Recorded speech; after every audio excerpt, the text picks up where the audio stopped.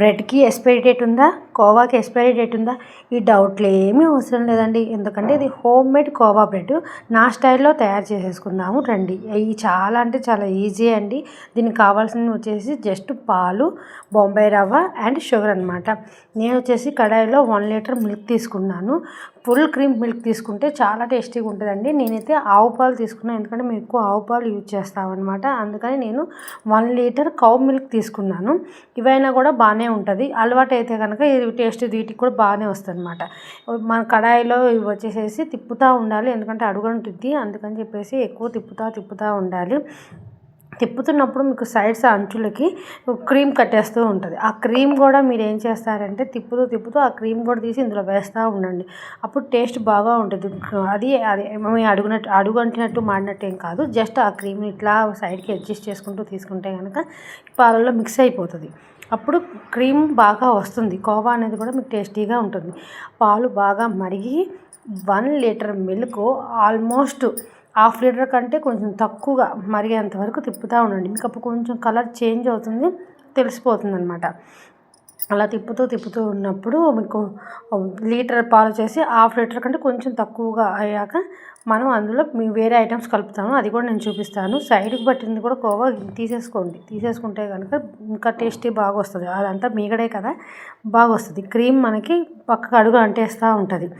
అది కూడా మీరు తీసేసుకొని ఆ పాలలోనే మిక్స్ చేసేసుకోండి. దాంట్లో నేను 1 టీ గ్లాస్ షుగర్ వేసాను. 1 టీ గ్లాస్ షుగర్ వేసాను. ఏ గ్లాస్తో అయితే షుగర్ వేస్తామో అదే గ్లాస్తో సూజీ రవ్వ తీసుకున్నాను. సూజీ రవ్వ ఎందుకంటే కోవా ఇంకొంచెం ఎక్కువ ఎక్స్పాండ్ అవ్వడం కోసం సూజీ రవ్వ తీసుకున్నాను నేను. ఫుల్గా మీరు కోవాతోనే కావాలి అనుకుంటే కనుక మనం లీటర్ పాలకు వచ్చేసి కొంచెం క్వాంటిటీ వస్తుంది అనమాట. సో నేను కొంచెం సూజీ రవ్వ తీసుకున్నాను. అప్పుడు ఏంటంటే మనకి అది హల్వా లాగా యూజ్ అవుతుంది, అందులో పెట్టుకోవడానికి స్టఫ్ బాగుంటుంది.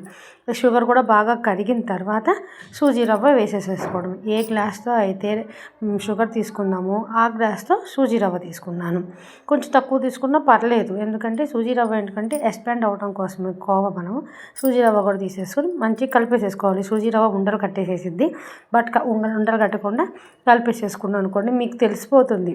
అది ఆ కోవా స్ట్రక్చర్ వచ్చేసేస్తుంది. మరీ చిక్కబడేదాకా అట్టు పెట్టుకుని కొంచెం లూజ్గా ఉన్నప్పుడే ఆపేసేసుకున్నారు అనుకోండి, అది ఆ తర్వాత ఇది గట్టిగా అయిపోతుంది. కాబట్టి మనకు కోవా స్ట్రక్చర్ అని వస్తుంది. ఇందులో నెయ్యి ఉంటే నెయ్యి యాడ్ చేసుకుంటే ఇంకా బాగుంటుంది. యాక్చువల్లీ నా దగ్గర నెయ్యి అయిపోయింది ప్రజెంట్, అందుకని నేను నెయ్యి యాడ్ చేయలేదు. బట్ మీరు డెఫినెట్గా నెయ్యి యాడ్ చేసుకోండి, చాలా టేస్ట్ వస్తుంది. నెయ్యి యాడ్ చేస్తే కొంచెం బాగుంటుంది. ప్లస్ స్ట్రక్చర్ కూడా కొంచెం లూజ్గా వస్తుంది. స్టఫింగ్కి మనకి బాగుండిద్ది అనమాట. ఓకేనా. నేనైతే కోవా రెడీ అయిపోయింది నాది. కొంచెం ఈ స్టేజ్లో ఉండగానే కొంచెం లూజ్ ఉండగానే మీరు స్టవ్ ఆఫ్ చేసేసుకున్నారనుకోండి బాగుంటుంది. లేకపోతే మరీ గట్టిగా అయిపోయి మనకి హల్వా స్ట్రక్చర్ వచ్చేసేసింది అనమాట. ఈ స్టేజ్ చాలు. ఈ స్టేజ్ రాగానే బబుల్స్ వస్తూ ఉంటాయి కదా, ఆ స్టేజ్లోనే ఆపేసేసేసుకోండి. నేను అది చూసుకునే క్రమంలో స్టవ్ ఆపడం మర్చిపోయాను. స్టవ్ ఆపానుకోండి, నాదైతే బాగా గట్టిగా అయిపోయింది. బట్ మీరు ముందే ఆపేసేసుకోండి. టేస్ట్ అయితే సూపర్ అంటే సూపర్ వచ్చిందండి. ఇది చాలా హెల్దీ, మనం ఇంట్లోనే తయారు చేసుకుంటాం కాబట్టి హెల్దీ. ప్లస్ మన పిల్లలు ఎంత కావాలంటే అంత క్వాంటిటీ కూడా తినొచ్చు అనమాట. మా పాప అయితే లీగల్గా వెయిట్ చేస్తుంది ఈ కోవా బన్ కోసం. చూసారా, నాది గట్టిగా అయిపోయింది. బట్ ఓకే, టేస్ట్ అయితే సూపర్ అంటే సూపర్గా వచ్చిందండి. బన్స్ అయితే బయటే కొనుక్కున్నాను, అదైతే నాకు తయారు చేయడం రాదు. అందుకని చెప్పేసి బ్రెడ్ బయట తీసుకొచ్చేసి లోపల కోవా స్టఫింగ్ చేసి మా బాబుకి అయితే ఇచ్చేసాను. వాడైతే చాలా అంటే చాలా వెయిట్ చేస్తున్నాడు తినాలని చెప్పి.